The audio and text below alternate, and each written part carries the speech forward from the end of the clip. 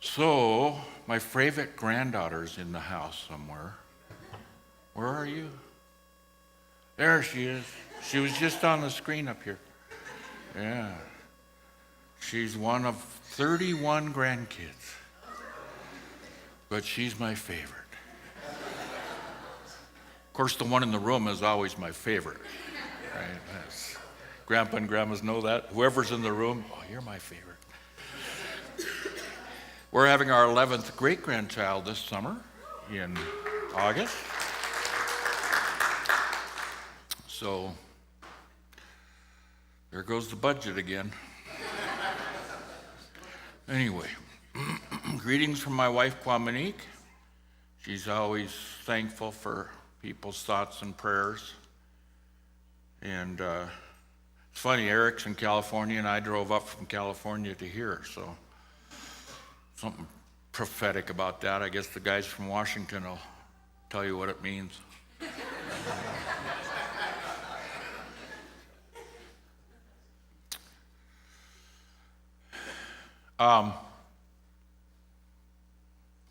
It always scares me when a guy's walking forward and I haven't given an invitation yet. Wow. How many of you have never seen a Native American skinhead before? Yeah? Yeah, we hate all colonists. Well, that's not true. Just most of them. Well, that's not true either. Just those in Colorado. Well, that's not true either. Just those in here. Well, that's not true. Just that guy. No. So, I have a funny physical thing in that I cannot stand sweaty hair. And we moved from Idaho to Indio, California, where it sometimes dips below 100 above. So, no more hair for the rest of my life. Don't ever have to worry about combing. None of that, all right? Just get up in the morning and go like this. Woo! I'm ready. Take out my toothbrush and brush that one tooth. I don't know why they don't sell teeth brushes. I got more than one, but I'm limited because it's a toothbrush. You know, we've been noticing something interesting in the Native American community is that our tribes have begun to intermarry one another. Before, it was always we were intermarrying with the non-native world. And that could be tricky sometimes.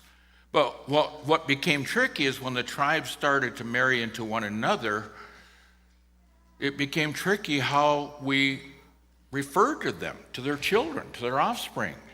So like this Mohawk married this Huron, and so their kids are morons.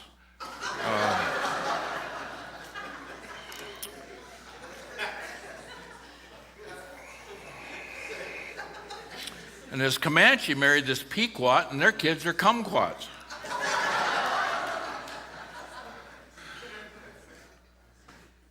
There was a Native American guy who was married 3 times. He was married to a Chickasaw, a Potawatomi, and a Paiute, and his kids are all chicken pot pies.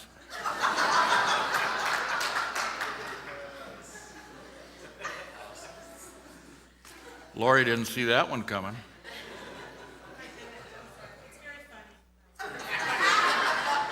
Yeah, she's laughing so hard. She's trying hard not even to smile. She's given me a hard time yesterday about me telling jokes that I've already told before. But see, my problem is kind of a memory problem. I can't remember the last time I forgot something.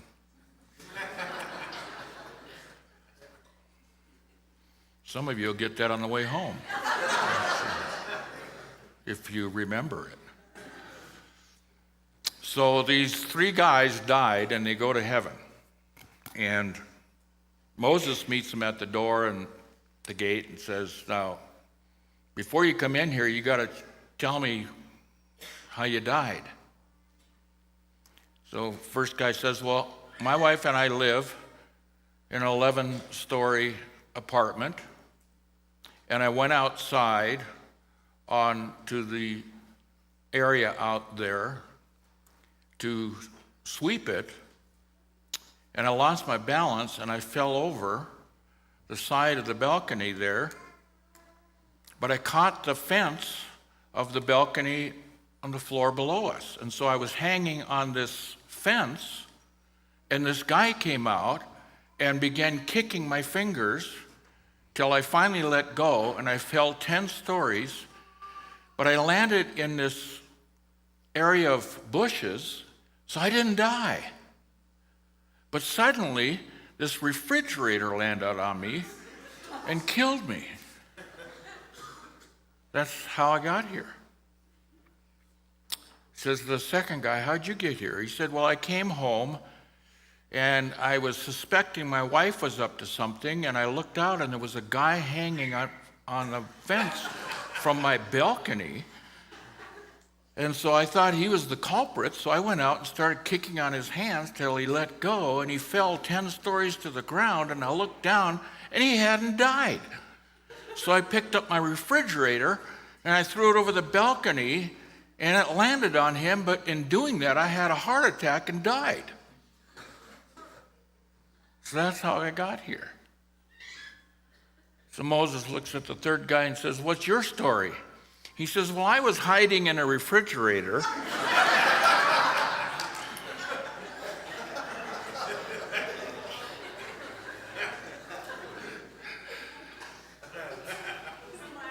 You like that one? Yeah, you like that one? That's good. Oh, so I have a comic critic over here, a fellow artist. And so I want to tell you something interesting this morning. And for those of you that have not met me before, I travel almost full-time, have been traveling full-time since 1996. Before that, I pastored for 21 years. But it wasn't my gifting. So those poor people, you know, when we get to heaven, I owe all of them an apology. But I was so poor that most of them won't be there. Well, that's not true. Unless they're colonists.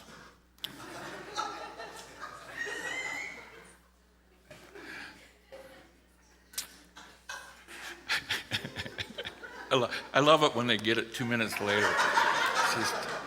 You kind of live for that, you know, for that. Wait for it. I kill you.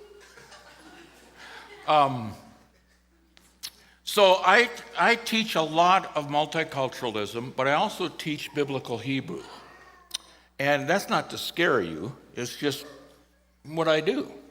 And I find the Hebrew language super, super interesting.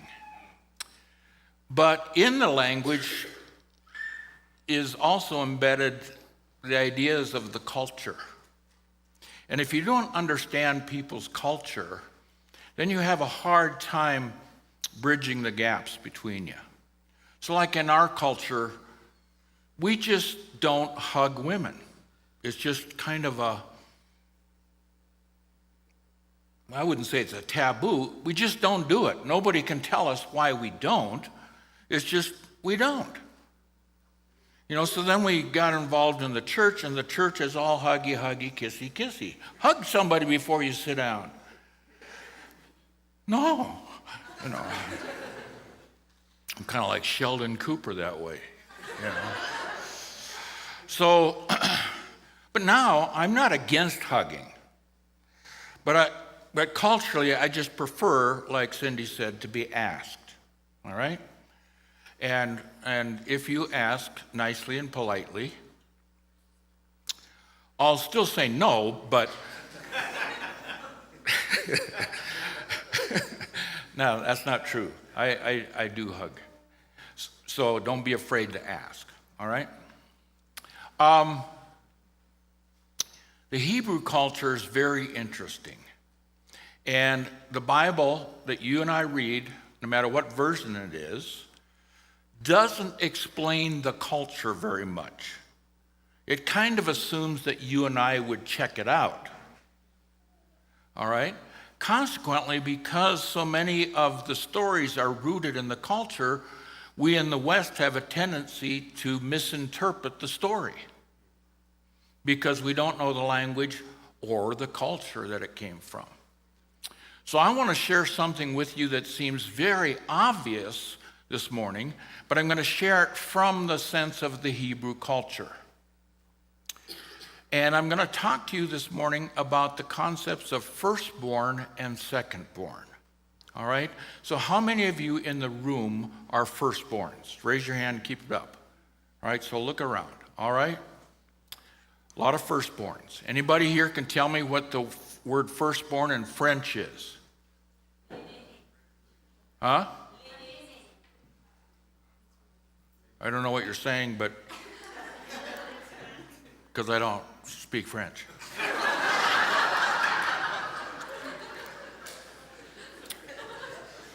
Just testing the theory, that's all. How about Swahili? Anybody know firstborn? No. Yeah, so all these cultures and languages have a term for firstborn. And they have certain kinds of little cultural things that go with whoever that person is, male or female. Now, in the Hebrew culture, it's interesting because everybody in the family that's not a firstborn is considered a secondborn. So it doesn't matter if there's 10 children, the firstborn is one, the other 9 are secondborns. And it has to do not with the form of 1 and 2, it has to do with the function of first and second. Now, in the Hebrew culture, the function, which the language is actually focused on, is function, not form. That's the difference, by the way, between Greek and Hebrew. Greek focuses on form. Hebrew focuses on function. The Greek focuses on nouns, people, places, and things. The Hebrew focuses on action, verbs, and adverbs. All right? So the function of a firstborn is to manifest righteous judgment in the family. All right? The function of the secondborn, then, is to manifest mercy.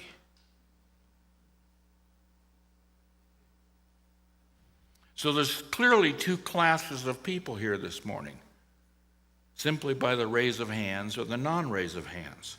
There are those whose function is to manifest righteous judgment. The rest of us get to manifest mercy.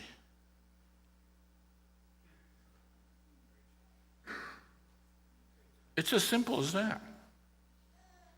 Except it gets complicated in a hurry. Now, the word bakor is the Hebrew word for firstborn. It also is translated like chief, the first one of the tribe. In your Bible, it's also translated the eldest. All right? Now, it doesn't just apply to the human family in the Bible. In the Bible, you also had the firstborn of your flocks. And they belong to God in terms of what you bring to the temple to be sacrificed. You also had the firstborn, or we call it the first fruits, of your harvest. And they belong to the priests and to the widows, the orphans, and the poor. Now, we have a thing in Alaska, and I don't know about the lower 48 native cultures, but in Alaska, we teach the children whatever your first thing is when you're hunting and fishing, you bring it to an elder. You don't keep it for yourself. And I think it's a good cultural habit because you're not just out to get stuff for yourself that way. You're thinking of others. And many times the elders can't hunt and fish anymore because they're old enough that walking or that sort of thing, carrying the game home or that sort of thing would be too difficult. So they get their share because we've taught the younger ones, whatever the first is, you bring to the elders. Now the word bokaru is Israelite. So do you know the difference between an Israeli and an Israelite? It's about 40 pounds.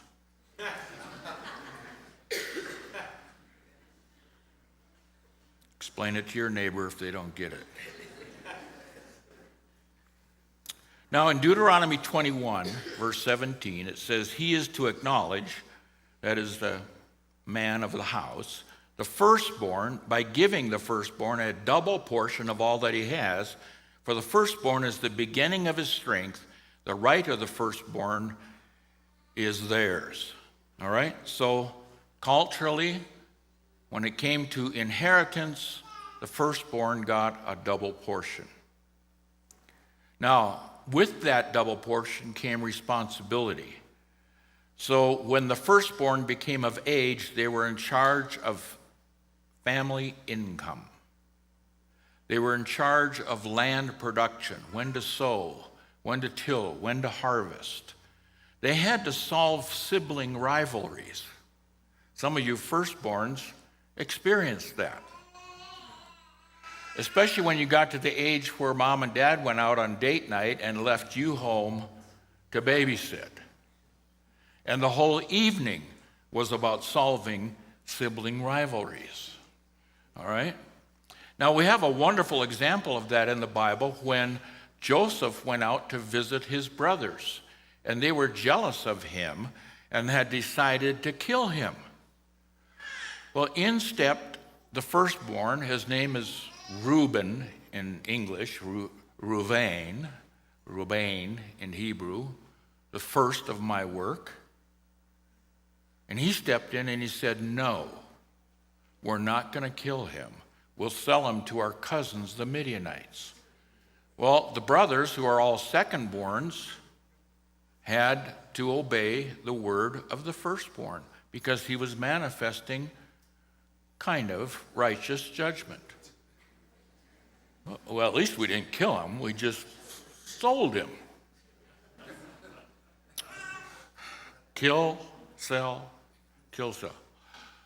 Well, we'll go for sell. Maybe next time we'll kill. The firstborn also was in charge of doling out the inheritance, and you can imagine that could get you in trouble. They also had to teach the rest of the family members the Torah. So the father and the grandfather and the mother and the grandmother would teach the firstborn the Torah of Moses, and then that firstborn would hold classes called homeschooling, or in their case, tent schooling, and teach the rest of the children the Torah. So firstborn came with responsibility. Now the double portion for the firstborn could be lost by selling it. Remember, Esau did that. For of all things, a bowl of lentil soup. Now, I was born in Alaska, and I was raised there the first 7 years, and we never had lentils. So during the first 7 years, your taste buds are kind of formed for what you find good. Is an angel here?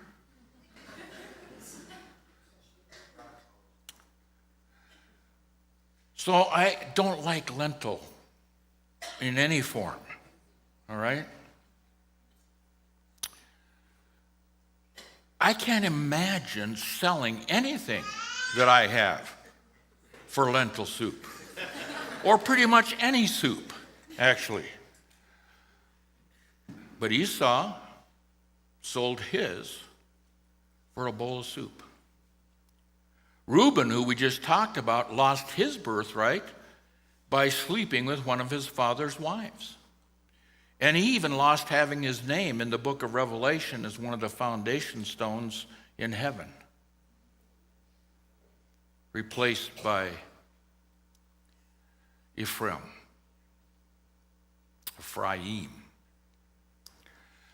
Now, in James 2, verse 13, it says this: judgment without mercy will be shown to anyone who has not been merciful. Mercy triumphs over judgment. So, without going into it, I want you to think that in the last days, the last will be first.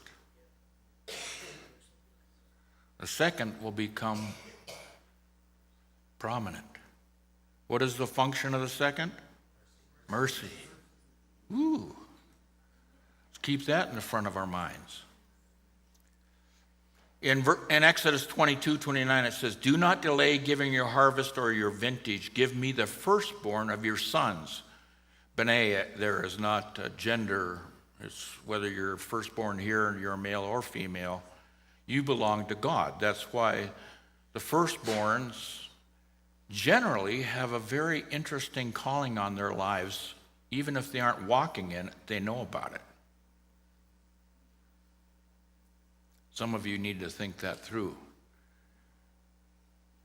Now, in their culture, when you had a child, you brought money to the tabernacle or the temple. It was called a ransom payment.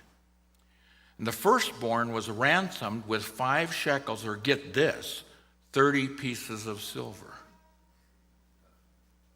Do you notice that little phrase later on? Did you know that Judas Iscariot, that's his name, his last name is not Iscariot. His first name is Judas. His last name is Ishkarioth, man from Kerioth. All right? He was the firstborn who sold a secondborn for 30 pieces of silver.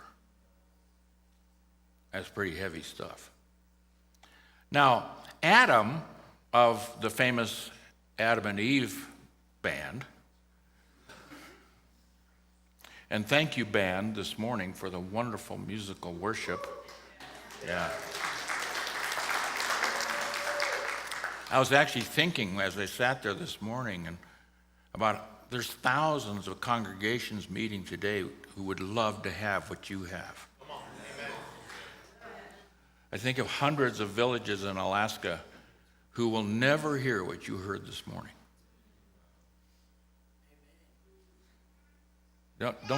Don't take it for granted, please. Don't ever take it for granted or get used to it. Just be thankful for the staff that you have, the teepee. Yeah. There was an Indian chief who drank 125 gallons of tea and ended up drowning in his own teepee.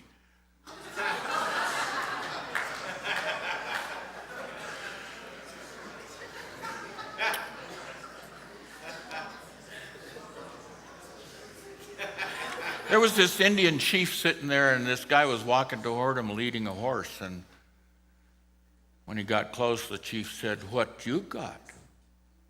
And the man said, "Got horse for wife." Chief said, "Good trade."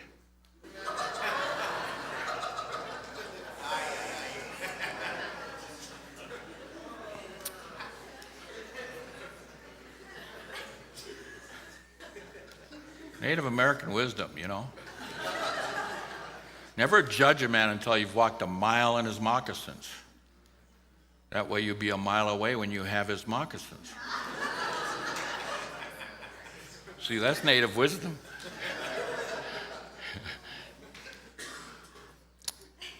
Okay, let's go on. So Adam was the firstborn. What's his function? Righteous judgment. Did he do it? He did it until he fell. When he fell, the whole world lost the manifestation of righteous judgment. And we're not going to see it again for a long, long time.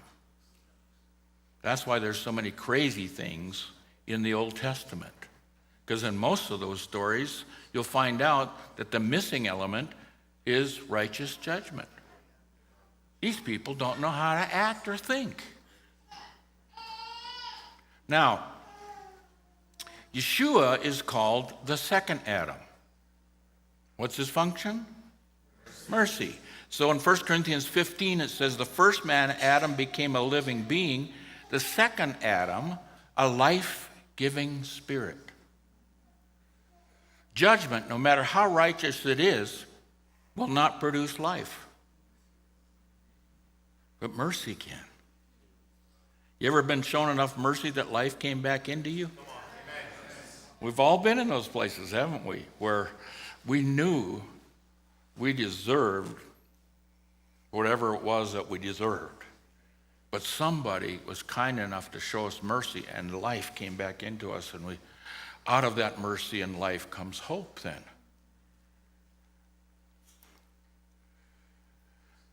Now, there are examples of mercy triumphing over judgment. Abel, who was the second born, was killed by his brother Cain, who was the firstborn.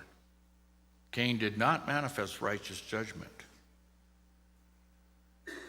But Abel's worship, his mercy towards the Father, was accepted.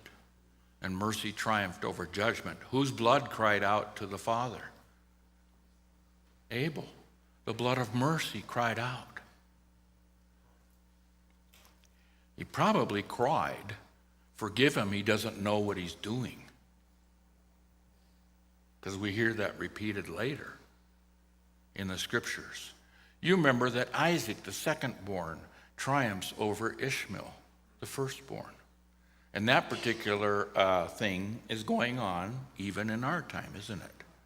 Jacob triumphed over Esau. In fact, it was prophesied to his mother, the older will serve the younger. Righteous judgment will serve mercy. No wonder the Bible says mercy triumphs over judgment. And I don't want you to raise a hand, but there are people who are in marriages where the spouse is considered to be a pre-believer. All right? There is no such thing, by the way. I want to help the church get over this idea that people are unbelievers. Every knee is going to bow and every tongue is going to confess. So you're either a believer or a pre-believer. That's all there is. That's the only thing that's available. All right? So if your spouse is a pre-believer and you're a believer, guess what? Because mercy triumphs over judgment, and God doesn't see you as two, he sees you as one, and mercy triumphs over judgment, guess what? Your spouse is going to be there.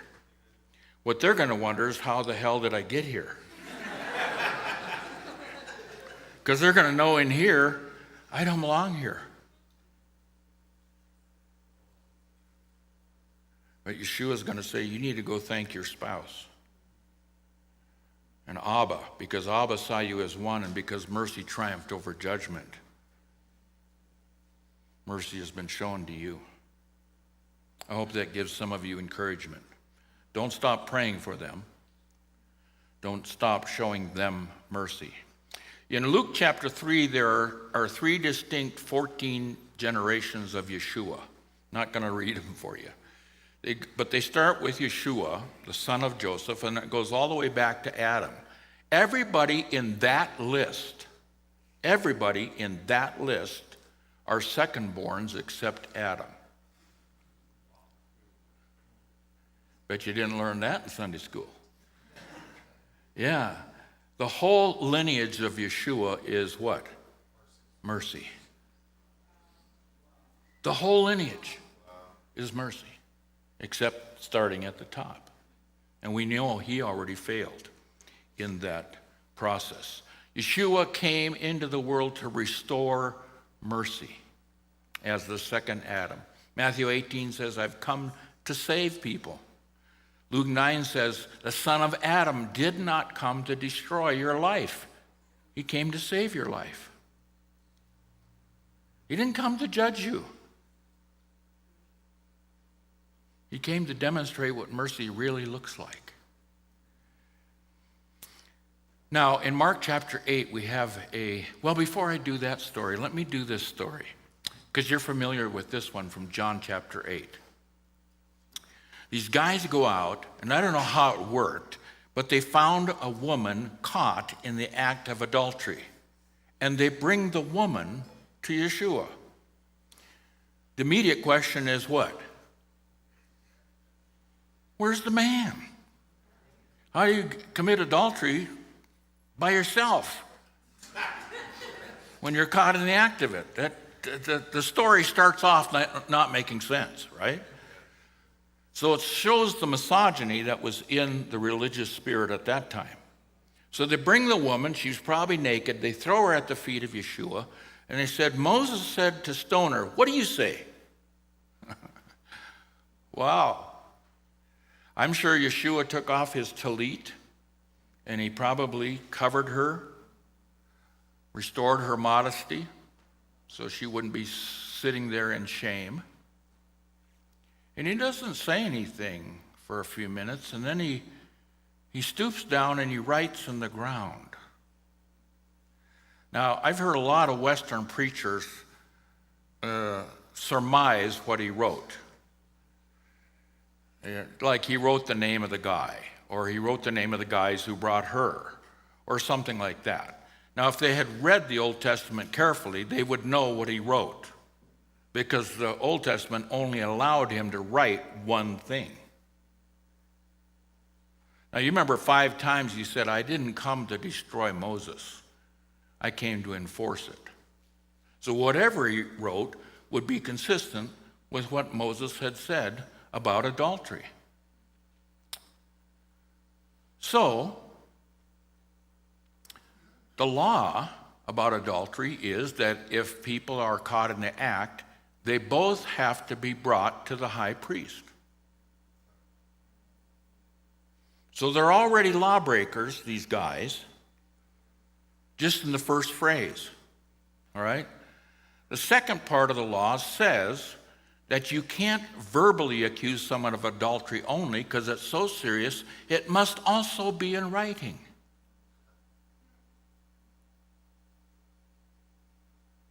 So now we know what he wrote on the ground. I didn't come to destroy Moses. I'm going to do what you guys didn't do. The only thing they did right is they brought her to the high priest. Right? But they didn't even know that. They were doing that. He stoops down and writes, this woman is caught in the act of adultery. But now the men standing there are lawbreakers twice. They didn't bring the man, and they didn't put it in writing. So Yeshua says, so you guys, anyone without sin, cast the first stone. And this big rock came flying from the back over and landed right at the feet of Yeshua. And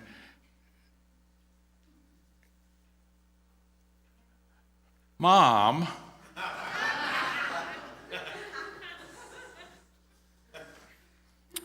as for all you Catholics or former Catholics in the room, you know what I'm talking about. The rest of the Protestants here are going, what? Yeah, it's a cultural thing, all right? So they're all sinners, so they all walk away. So now here's Yeshua and the woman, and she's waiting for his judgment. Now, the Bible says something that is not ever said. They're trying to explain 2 motions, but you can't explain it without words, so they use words. Where are your accusers? Sir, they've all gone away. Then he does these 2 motions.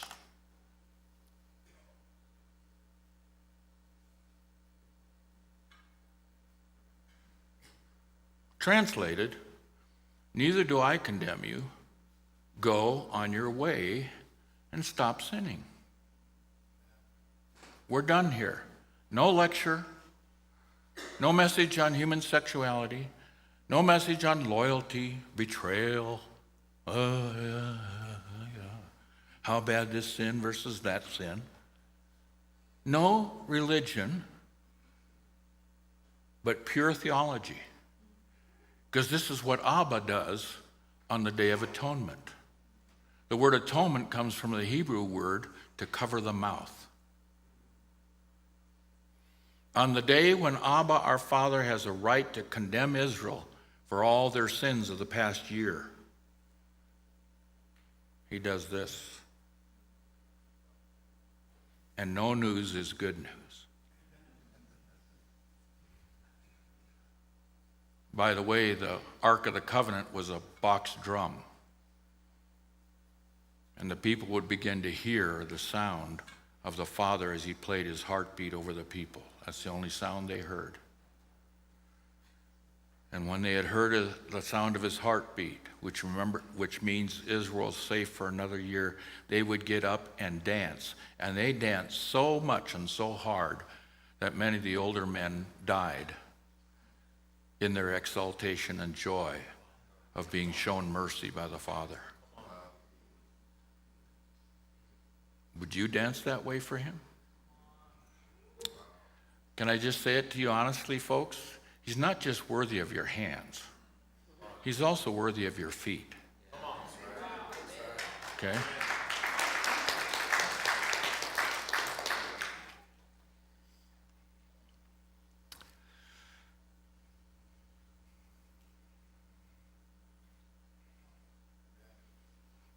I wonder if the church could learn this.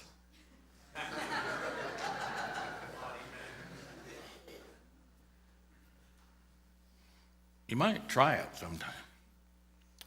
So in Mark 8, there's this blind guy, and Yeshua, and I'm not recommending this, spits on his eyes. So he's not establishing healing methodology here, all right? But then he asked the guy, "Can you see?" And he said, "I see men as trees walking," all right?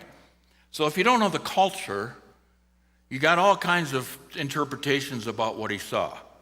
Well, I've heard pastors preach that, he saw men who were carrying firewood on the top of their head. Well, pardon me, you don't know the culture because that's women's work. He would not see men walking with loads of firewood on their heads. And it was honorable work. Women were considered one of these Proverbs 32 kind of woman because she tended the fire. How do we know that? Because she went and gathered the wood for it. So it was manifesting how good a wife she was. No, in the Hebrew culture, men or trees are people. Trees are people. Psalm 1, you'll be like a tree planted by the river of water. The Bible speaks of oaks of righteousness, that kind of thing. The Garden of Eden was full of trees. What does that mean? Full of people. What? Yeah, it was full of people. Wow, I've never heard that before. I know. It's all right. It takes a lot of years sometimes to get over ignorance. But it takes even longer to get over stupidity. Because stupid is as stupid does.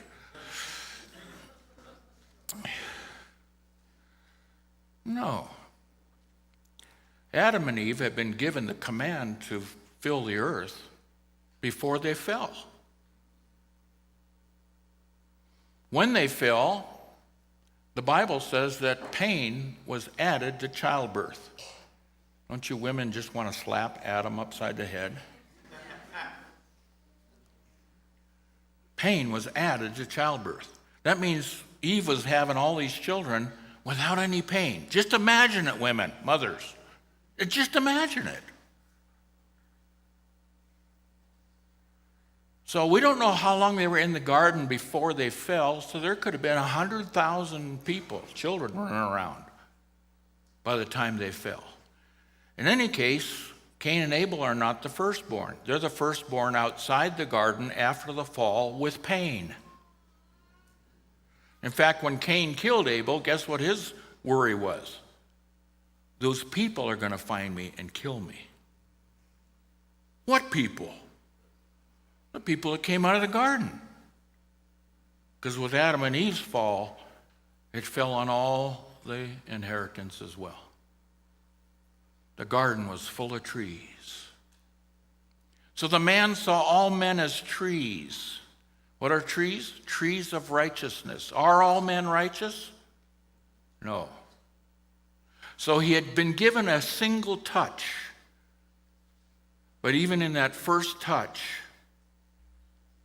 he misappropriated and did not see righteous judgment.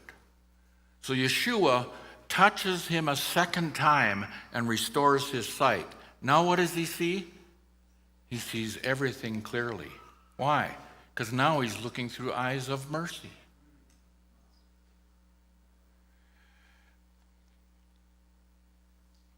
I'm going to close this message with this story that you know so well. It's this guy named Nicodemus. He was a ruler of the Pharisees. And in John chapter 3, he comes to Yeshua by night. That's a cultural metaphor. That's how we all come to Yeshua. We all come to him out of our darkness, right? We're all in the dark when we come to him. And he's questioning this whole concept of, how can I see the kingdom of heaven? I mean, I'm a ruler of the Pharisees. I'm a theologian by God. You know, I follow my Maimonides. I know all the scholars. I know the Torah. I know the Midrash. I know the Chumash. But I can't get it. I can't see it. And Yeshua says, well, you're going to have to become a second-born.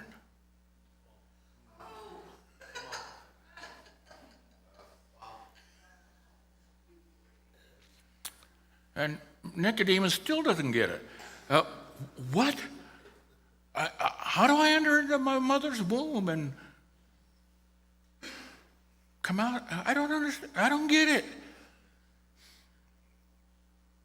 And Yeshua says, no, you got to be born of water and the Spirit. Now, of course, water is firstborn, right? When a woman's ready to give birth, guess what? Her water breaks. Yeah, so we're all everybody in the room, unless you're a Caesarean child, It's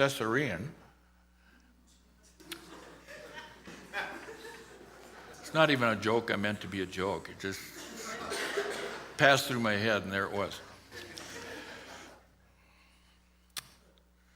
We've all been born by water. But being a firstborn doesn't allow you to see the kingdom, because as a firstborn who's not redeemed, you don't and I don't practice righteous judgment. So have you noticed that the pre-believers a lot of times blame the church for stuff? They never bring out a list of all the good stuff the church is doing. You know, 75% of the hospitals in the world, 75% of them were started by churches or denominations. That's a lot of healing opportunity. Most of the food banks and the street food handout things, whatever you're called wherever you are run by churches.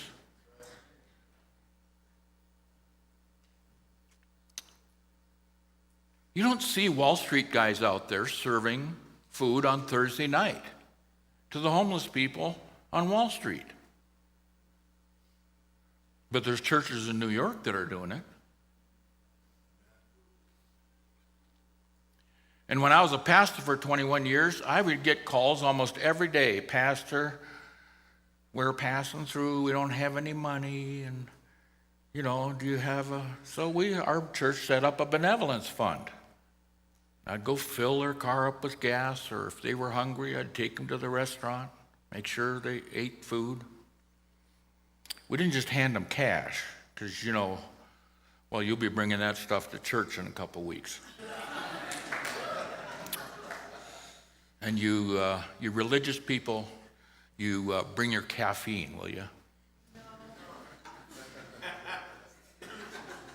I know it's your drug of choice, but it's a drug.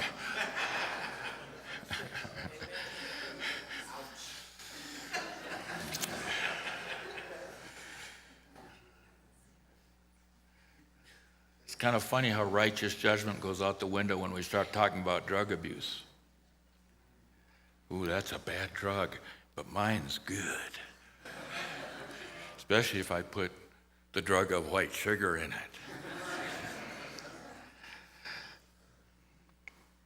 No, you have to be second born. Then you can see the kingdom, because now you're looking through the eyes of mercy. And that's the only way you and I are ever going to see the kingdom, is through the eyes of mercy. So, Yeshua is called the firstborn from the dead. So now is what's restored to the earth. Righteous judgment. But it takes his crucifixion and his resurrection, and when he rises from the dead, he is now restoring what Adam lost in the garden. And for you and I living at this time, there is actual righteous judgment in the earth. But it's in a person named Yeshua.